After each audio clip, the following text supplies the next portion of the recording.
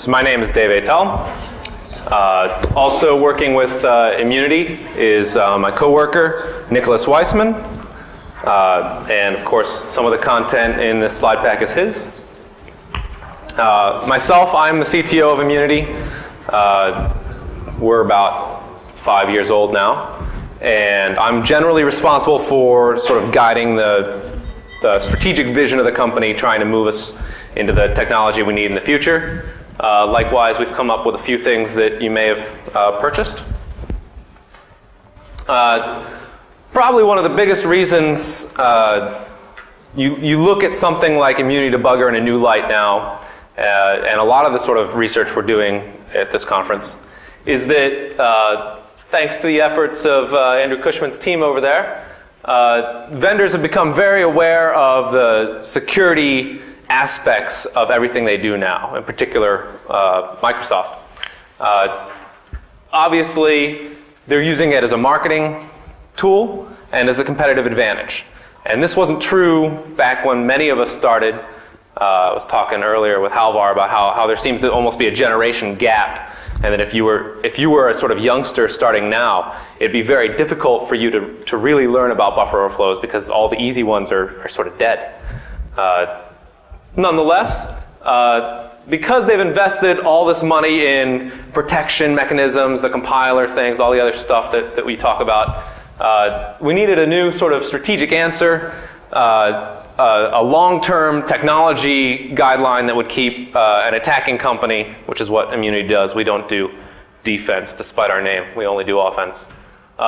We needed a strategic answer to those advances. Something that would keep us always relevant and always ahead of the game. And that answer, or part of that answer, is Immunity Debugger. Obviously, a lot of the automated analysis that Pete back here in the front row is doing on the compiler level in Phoenix, the ASLR and NX and GS and the hardware advances, the virtualization, all of that stuff has to be met with sort of a resounding answer. And Immunity's answer we'll be talking about shortly.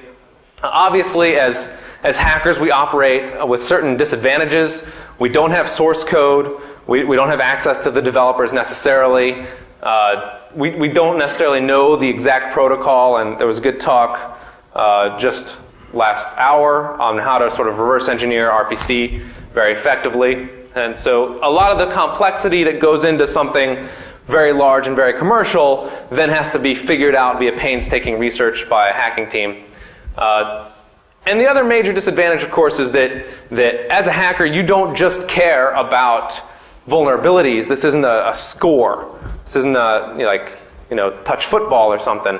You really need to take every vulnerability and turn that into a working, reliable exploit, which is an expensive, difficult process and getting only more difficult. So there's two really problems here. There's the problem of finding the vulnerabilities, which is a large problem, and the problem of taking those vulnerabilities and making them something that is really workable, and sort of pushing the boundaries at that level.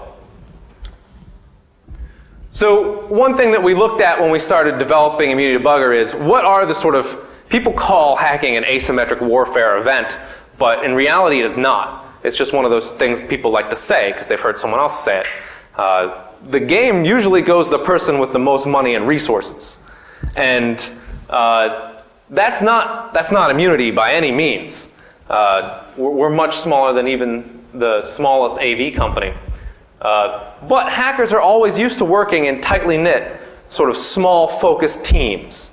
It's something that's intrinsic to their nature as you all log on to IRC right now and use the wiki and whatnot. You really do see a social fabric that already exists.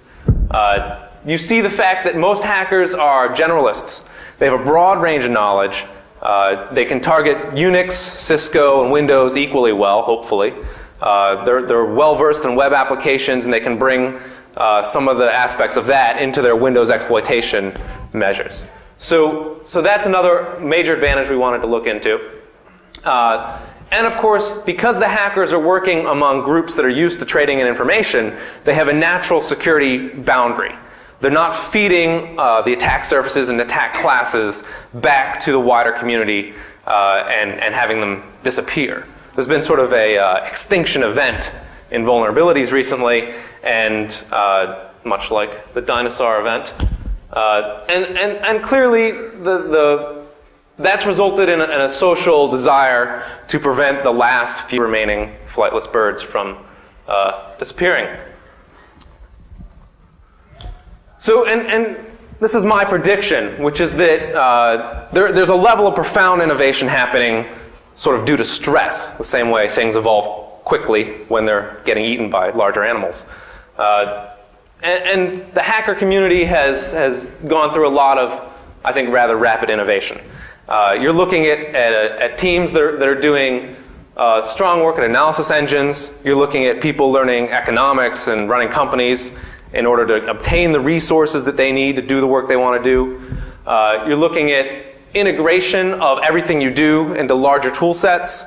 And you're looking at really productizing the teamwork and coordination that you do already.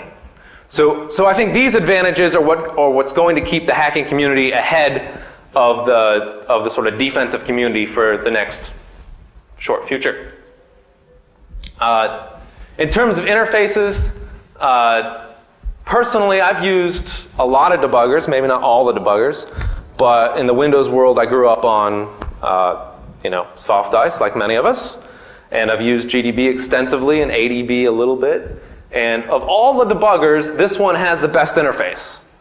And you'll notice that it's almost identical, but not quite, to the OllyDebug interface. Because once you get used to right-clicking, you find that it's just much faster, and the visual components of it prevent your brain from having to learn things. Because your brain has a limited number of cycles available, and you want it focusing on the problem and not doing visualization internally. And as Halvar said, we're certainly better at looking at graphs than looking at assembly. There's just a better sort of brain structure for that. So you'll notice that if you look at the GUI, and we did everything very specifically, there's a little WinDebug-like command line, which essentially is like WinDebug, and at some point we can switch that over to a GDB-like command line, because that's what I liked better. The GUI is usable, and you can touch almost all parts of the debugger with pure Python graphing and whatever else you need. So it exposes all the APIs internally that you would ever want. And of course, if you don't get an API, you email me and he adds it the next release, or gives you a beta to test. So a debugger is your key thing. If you're a decent hacker, you spend about half your day at least inside your debugger and static analysis tool. And this of course, for me at least, replaces both. Largely, I don't want to have to reinvent the wheel every time I go into an exploit development session. Safe SEH, discovery, the goal is that you just print out all the safe SEH things and then iterate through them, and I could probably do a demo later. Stack and heap variable sizing. I want to know how big the stack variable is. I want to do it in a programmatic way. There's some quite simple algorithms for that sort of thing. And we realize that your workflow as an exploit writer is that you create these tiny little one-time use analysis scripts while you're working. So you're looking and you're like, I wish I could answer the following question. Where in this program between point A and point B is a function pointer called that is in this following data segment within a following range? So you have a sort of question you want answered. And now, instead of sort of manually looking at stuff and doing all that stuff, now you write a quick little Python script. It takes you maybe an hour, and you answer the question, and then you move on. And so your workflow process is sort of very important as you go through your exploit development. And of course, you're doing a lot more. You're combining your static and your runtime analysis. So as I do and Greg Hoagland and Halvar Flake have been doing this for quite some time, but as you sort of do your coverage analysis and you can watch variables go through memory and see what the ranges are, instead of solving for constraints, maybe you just want to know a sample of what it could look like in one run. So a lot of that stuff you can also do and sort of combine and contrast. There's a little mini database built into it. essentially, I mean, if you've been in the talks I've been in, you've heard talk after talk of Python-oriented tools. Obviously, we build as much functionality as possible into the debugger, but when we see someone else doing great work, it's great to be able to just sort of plug it in and have it just work. And of course, we have a exploit framework completely written in Python. There's an x86 emulator out there that's quite useful. And we do a lot of work by exposing stuff via XML RPC. So for example, you want to automatically write an exploit, you sort of have the debugger start the process, attach the process, and you communicate with it over XML RPC, which is useful. One thing we're working heavily on is doing good sort of essentially Git. I have SVN written down there, but Git is a better model for hackers. For version management and tracking changes and all this stuff. So instead of the whole world reverse engineering all the same DLLs, essentially all independently, you at least internally in your team can reverse engineer a fairly large project together and have that version checked and be able to merge and contrast with other work that people have done. And tools like bindiff are useful in combining and contrasting different languages, for example. So like we all use IRC on a daily basis, and that's great, but you'll find that if your team gets big enough, you're really wasting a lot of time trying to communicate with other people, when it'd be great if you could just say, here, look at this. This is what I've commented up. This is what the data looks like. Here's the last 50 instructions that just happened, and here's my graph that I'm looking at. So sort of being able to do fingerprints on functions, that stuff's in there now. Doing a sort of global RE database, that stuff's coming soon. You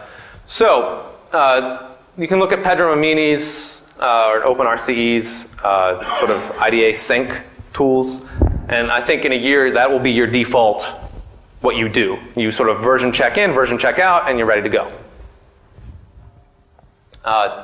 We spend a lot of time, the whole world spends a lot of time on web applications because that's where the money is, that's where the exposed perimeter is. As much as the keynote said that we don't have perimeters, if I want to hack something, it probably has a perimeter and it probably starts on the web server, or could. One thing we notice is you spend a lot of time, for example, looking at WebSphere applications that were originally developed for Solaris. And then they sort of said, well, WebSphere runs on Windows. Let's put it on a Windows server and we can manage it via Windows. And so we like that approach because they don't understand the file system. You end up having a lot of really interesting bugs. And we wanted to find them faster than just sort of manually testing them. And the way we do that now is we sort of via XML RPC pipe back all the file operations, all the opens essentially, and all the database operations. So we don't have any blind SQL injection because we have a view on that operation and the program does it. And this script is on there's a forum.immunityinc.com and you can download that script. And of course you can download the debugger right now as well. I think we're up to release 1.2 and you can download everything that you see here. So, I mean, essentially it's SQL hooker and SQL listener, and you get the data in whatever format you like, and you can do automatic SQL injection, for example. Is that filter bypassable via the following method? You can try it and see what the database server gets. Although we do hook the web server, not the database server, because the database server usually can't reach the internet, which was fun. So we have a pretty long section following on heap overflows. We call it the heap overflow is dead, long live the heap overflow, because in honor of the many Brits here. Certainly in the past, and we go over it in a bit of depth following, the common way you would exploit a heap overflow is you would overwrite the heap metadata, you would cause a heap operation to occur, and then you would get a write for primitive, which you would then write a function pointer, and you would then have some sort of shellcode execution. It's great. Unfortunately, Microsoft figured that out, and so did Linux and everyone else, and now that dinosaur is dead. The sort of terms, and many of us in this room are extremely familiar with these terms, but for those of us that are not, the unlink write-for primitive means that when they take the heap structures and pull them apart and put them back together, you end up getting a 4 bytes into any 4 other bytes in memory that you'd like. And one thing we noticed was people, when they researched how to bypass this, they're looking for generic methods to bypass like heap cookies. And the whole point of the protection was that it defeats all the generic methods. And it's easy to see that there won't be a generic method for defeating heap cookies and unlink checks. And we can go over a little bit here what we're talking about. XP Service Pack 2 was the first OS from Microsoft where they introduced this, in my knowledge. And you can just see a little little pseudocode here. B-link means backwards link, F-link means forwards link. And in pseudocode, you can see the link list getting unlinked, and they do a check to make sure that everything is copacetic before they proceed, which foils are right for. And obviously, this is another beautiful graph. So the heap data also has, in the low fragmentation heap at least, has sort of checksums and various other protections that you're going through. In addition to being a bit more complex, it's also going to have a bit more reliable protection mechanisms. Clearly we've been looking heavily at Vista, and the newest immunity debugger that you download now, well, the 1.2 version, will be able to decode the Vista heap structures and memory. And you can get a full Python readout of exactly how we do that, because everything is maybe not capital O, capital S open source, but at least viewable for you. And certainly, I think the version coming out this month it's better than WinDebug's tool for the same purpose. And likewise, if you overflow the check and then they free the object and do collection, they can tell that you've modified it, which is not good.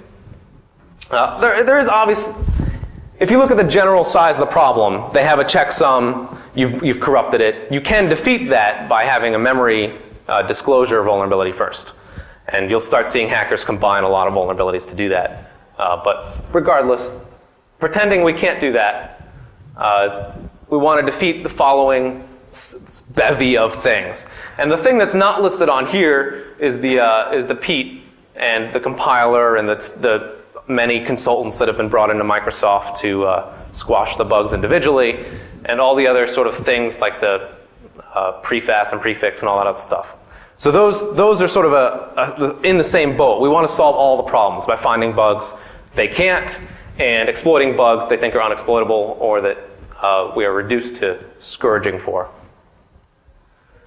So we include here a list of sort of references to other heap papers that you can read. And our conclusion based on these heap papers is that there is no generic bypass. So you can spend a lot of time analyzing the data structures and the algorithms, and you'll still come to the conclusion that it's really not that hard to prevent the write for from happening. And as Sinan says, who's one of our other researchers, he says that he can make a strawberry pudding with that many prerequisites.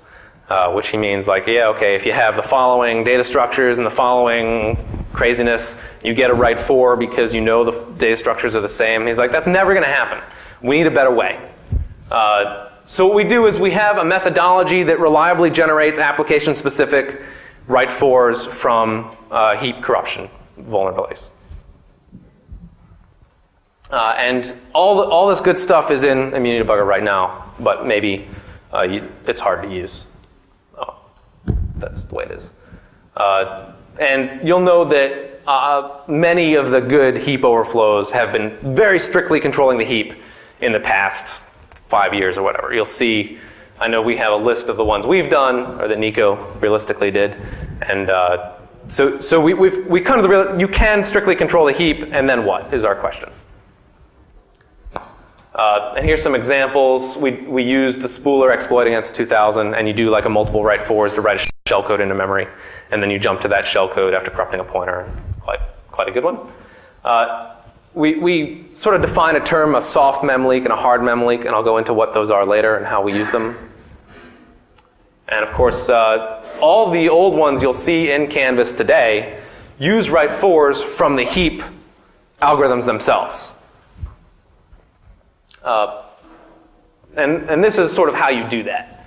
You have the debugger sort of tracing the allocations. You have your reverse engineering process, understanding the complete architecture of the program, and you sort of dissolve the program into a collection of heap manipulation primitives. And of course, understanding the heap algorithm, and there's some really good papers on this, and we just touch on it briefly here. And this is the look side, which is a sort of little mini cache. And the free list, which will look like this, and you can come back to this later. And the sort of chunk coalescing where they combine two chunks to make one big free chunk, which is useful. And of course, you want to know when they split the chunks. And the reason we sort of abstract this is because not every program uses, in fact, many don't use the Microsoft heap at all.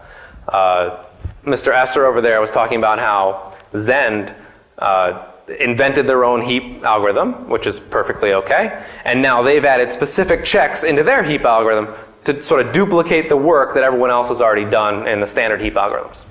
So these techniques are applicable to both the sort of default heaps on various architectures, but also the specific heaps that Random Bob, the big programmer, thought he was cool enough to invent all by himself.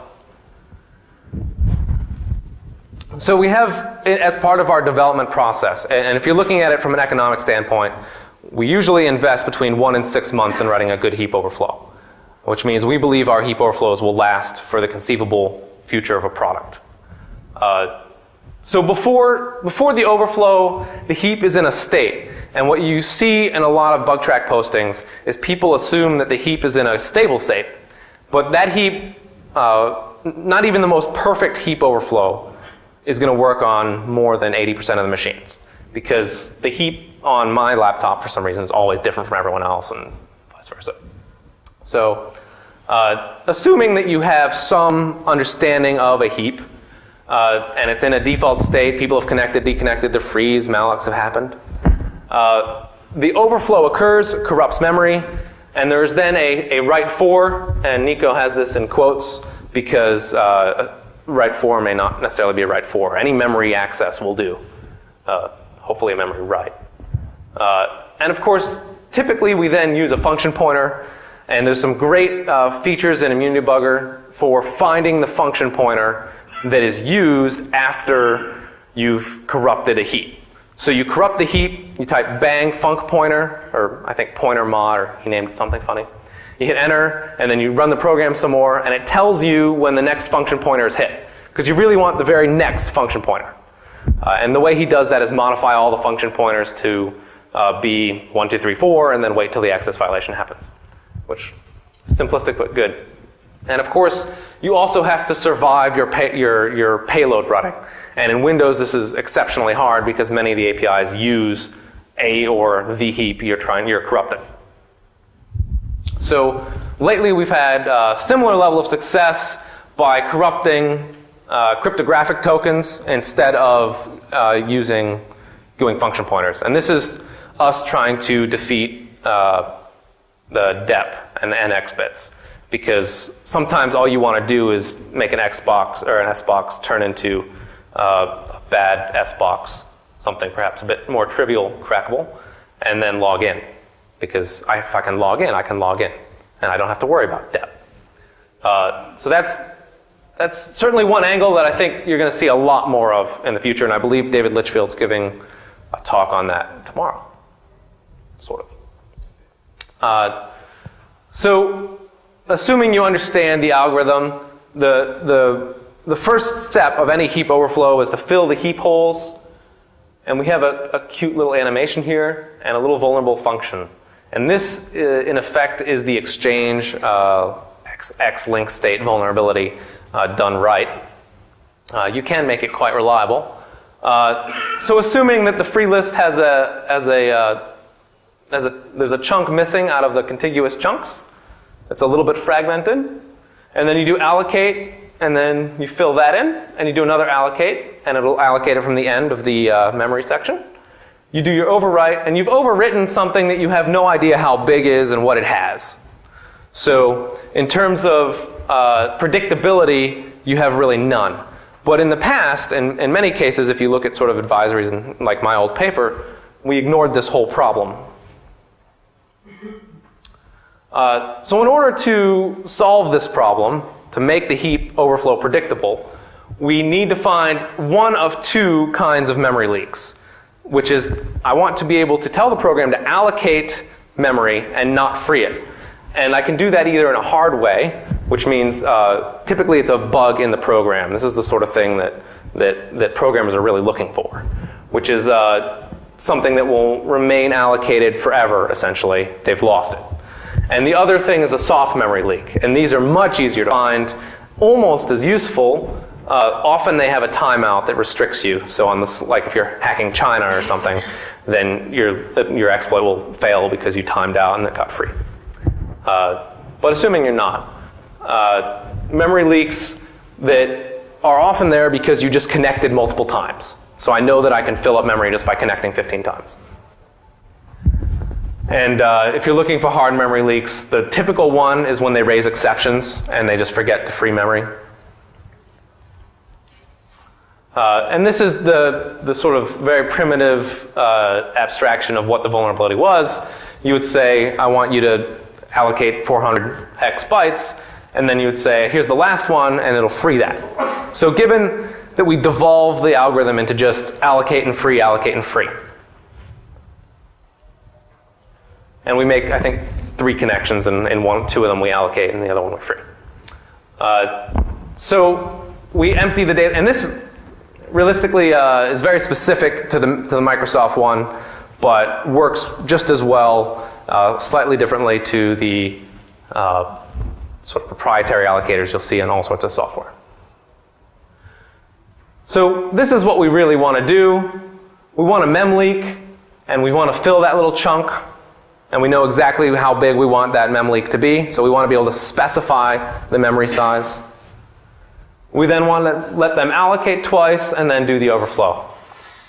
So this is still very timing dependent, because if someone else is allocating and freeing on the side of us, they may interrupt our process and otherwise piss us off. And of course, here is the next stage of our lives, which is getting a function pointer working. So we call it intelligent debugging, the sort of process where you're creating essentially a script to do your debugging, and you have a much greater wide area of knowledge about what the program is. You're no longer just x/2iing. And this is essentially, that was our, many years ago, our project plan. We're like, what are the requirements for our new debugger? And this is what it looks like. You can do all these things now. Many of these scripts are Nico's work. You can dump the heap the same way you could in WinDebug. So if you're used to writing your heap overflows in WinDebug, which used to be your only real option, then you will feel at home. And that was our goal, because we've been teaching classes for a long time on how to do heap overflows, and we wanted all the class material to still work perfectly well on the new debugger. And it looks like this in a teeny tiny little font, and you can of course replicate this in your own copy of Immune Debugger. You can search it. There's a little scripty language, so if you want to search the heap for various things, then you're like, this is where you're answering the questions that you have in your head. You're like, what block on the heap is exactly 768 bytes? And then it pops out. One important thing that you're not going to get realistically with a normal debugger that is not sort of vulnerability focused is being able to sort of corrupt the heap and sort of snapshot and restore the heap structures so you can see what happened. So this is a really useful feature if you're doing some of the more complex heap overflows. We also do sort of the flow of a rather large chunk of the program, sort of a feature of the program. I want to know how that affects the heap in a general sense, and we call that heap fingerprinting, heap fuzzing. And you can fingerprint the allocation pattern and find double frees quite easily and that sort of thing. And mostly I look for mem leaks using this. So that's that's sort of automated. You go, oh, well, I'm at the stage of my exploit where I need a mem leak. All right, let's go. And then instead of spending years looking for one, it just tells you that a heap was freed but not allocated, and then it detected a mem leak, and this is the data that was in the mem leak. So right away I know in my packet what it was that filled that memory leak, and I can start adjusting the size and seeing how big I can make it and how small I can make it. And that's where you've started really controlling the process of writing a heap overflow. And you can't see it very well there, but it will be on the website shortly. So not only do you need to know the structure of the heap, but you need to know the data on the heap. And essentially, the step that heap overflows have moved to, the reason we say they're still alive and will remain alive over the next conceivable future, is that you can take a lot of advantage of the content of the chunks. And now you can do that in a sort of more automated, much easier to use fashion. It's no longer a theoretical, I wish I could do that. It is now my exploit works because I did that. And in order to do that, we have to look at heap data and then be able to tell you what type that is. So in the heap, you do a heuristic and you say, it looks like a linked list, it looks like a string, or it looks like this data or that data. So the most important, in sort of a trivial fashion, is the doubly linked lists that are everywhere on the heap. Because everyone has a double linked list on their heap somewhere. And if you can move a chunk from the doubly linked list into the chunk that you overflow and then have that double linked list free itself or otherwise manipulate itself, you now have another perfectly good write 4. And you can do all that using the data discovery stuff. See the awesome screenshot in light green? Maybe we should have turned off the lights. But essentially, what you're seeing here is it says, here's the chunks in the thing, and here's the data in them and what types they are. And then at the bottom, I think there's a linked list, which is what we ended up overflowing. So, I mean, the fact that you can script this up and then on your fuzzer side sort of fuzz stuff and just see, did any data structures get on the heap after my data that I think are useful? Anything at all? What does it look like? Are there function pointers? Are there, linked list, structures of strings, that sort of thing. So,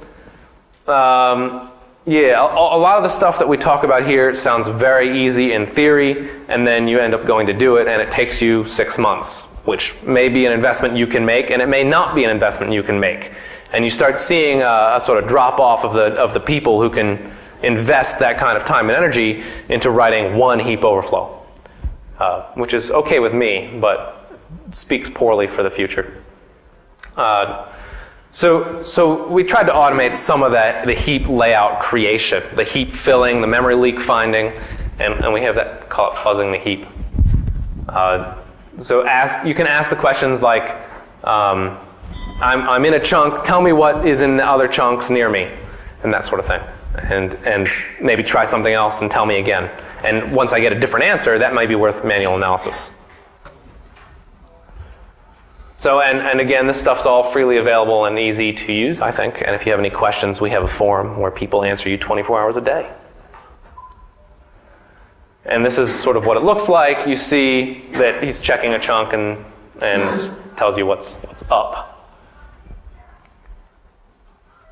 And you will notice that we have nice colors and everything, too.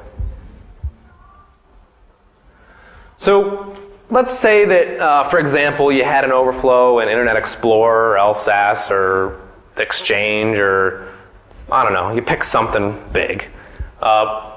They usually are doing something in the meantime while you're doing it. So you're overflowing that process, but they have timers and thread pools and all sorts of craziness and logging going into the background. Those are all going to be doing allocations, and if you start slowing the process down by hooking using int3s, all the allocations, because you want to watch a stream of allocations, they do something very different from what they would normally do. And this means that you can't use OllyDebug to write heap overflows, essentially.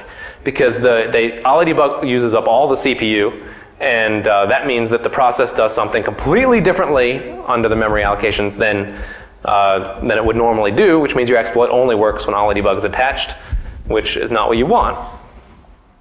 So, we have an inject hook, which is just a quick little API you can use.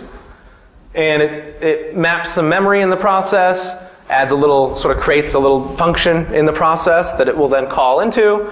At any time, allocate heap or free heap gets used, and it will log that data in the mapped memory space, at which point you can retrieve it later. So the idea is you hook the things, you run your little fuzzer, it fills up some memory, and you pull the data back and you see what happened, which is just as fast as running the program normally and allows you to do some of the more complex heap overflows. But I will warn you, if you do about 1,000 or so inject hooks, you'll notice that the process stops working the way you were hoping. And it's quite simple to use in Python, as of course. And so you hook it up, you give it a tag, and then you can pull the data out of that tag. So this is, the future. We're working on heap simulators. We're working on the heap fuzzers. We're working on integrating it with automatic sort of exploit writing toolkits. And being able to find out exactly when heap overflows happened is sort of the beginning of what we're doing in the future. And we can automate a lot of things that we do now, doing protocol analysis and all that good stuff.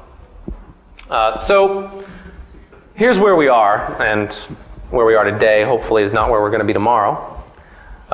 It's become extremely costly to write heap overflows, but using the right tools, this does defeat XP Service Pack 2, and it does it in a way that they're not going to fix. And it will defeat Vista probably next month.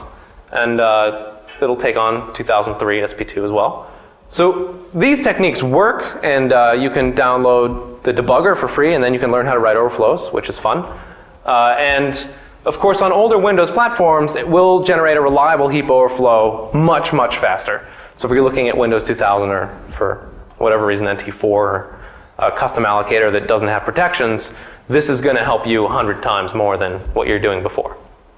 And of course, we have a forum that you can log on to at forum.immunityinc.com, and you can feel free to email me. And that is the talk.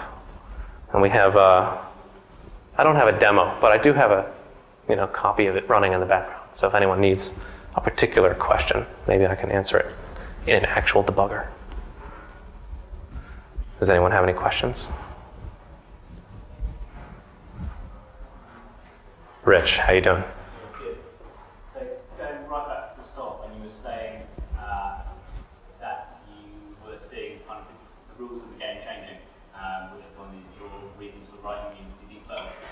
Yeah. You clearly made a decision to stay focusing on the endpoints and focusing on PC type systems with a commercial operating system. Yeah, we can only bite off so much. Yeah, I was just going to say, what was your thinking behind that? Why did you choose to stick to looking at operating systems like books rather than move outside the operating system and start looking at other devices on the network or other devices entirely? Yeah, I mean, that's a good question. I think there's probably a lot of interesting research to be done on embedded devices. They require a different level of investment. This is something that a team of 13, 14 people can do well, we thought, as opposed to something that would require sort of a much more massive upfront investment before you started seeing. And of course, the market for us is still bread and butter is Win32 overflows. And that's what people run. And probably there's another good market out there that maybe someday we'll approach. What are you up to? Oh, yeah, sorry. I didn't repeat the question. I was wondering, how long do you think it will take before actually exploiting the low-level vulnerabilities like overriding function pointers become so hard that instead of that, I think you mentioned overriding a structure that contains some security token. Yeah, I mean, it's not hard yet, so... Yeah. How long do you think it will take before that gets to the point where instead of actually attacking that kind of low-level functions of more like the operating system even, or the heap, when it comes to the point where instead of that you're attacking the actual data that the process uses instead of the structures that store the data? And that's what this is. We don't attack the metadata anymore. We only attack the data in the heap. you still, as you said, you were attacking you were looking for a linked list. Sorry, you were looking for for instance, a linked list inside the heap data, not like. Right. So you're still attacking a low level. Yeah, and it is a sort of programmatic, and we have had moderate success attacking sort of cryptographic tokens as well, but I like having shellcode run, so by default I'll go for that first. But yeah, I mean, you're starting to see a lot of, there's a lot of research going on in finding out, and I don't know where that slide has run off to. Here, you find a lot of stuff looking at like cracking an S-box into, or the problem then is you have to restore it at some point because otherwise people can't log in except for you, and that makes them worried. But maybe that's not a problem. Cool. Well, thank you for talking. Hopefully you'll download the debugger and chat with us online about it.